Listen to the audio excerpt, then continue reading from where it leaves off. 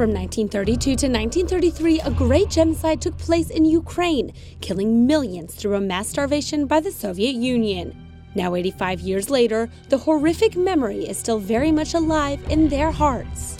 It was a deliberate policy of the communist regime, of the Stalinist regime, just to cleanse Ukrainian territories and to eliminate Ukrainians from these territories.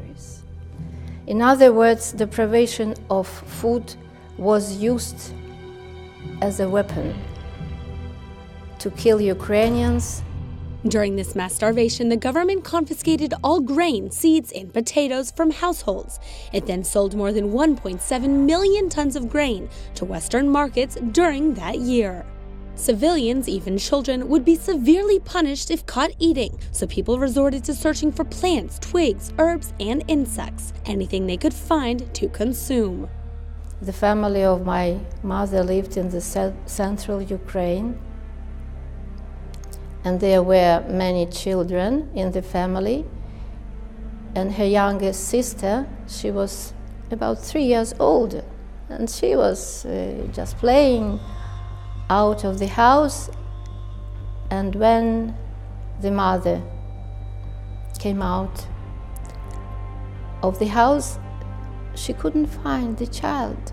They just managed to find her, and she was taken by other people. They took it into the house, and just 10 minutes more, and they prepared a very big pan with the boiling water, and they were ready to cook and to eat this small child. You could imagine that my mother told me the story. Ambassador Istevska said not many journalists reported the truth about the situation. Yet the Vatican's own L'Osservatore Romano published an article in July 1933 titled Poverty and Religious Persecutions in Soviet Russia, with the subtitle Ukraine in Terror. She said this brief article explained the situation.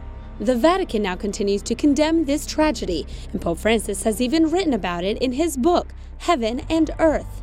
He mentioned the Holodomor, and not as Holodomor, but he mentioned different genocides of the last century. Yes, it is very important for all Ukrainian people that the Pope recognize it in such a way.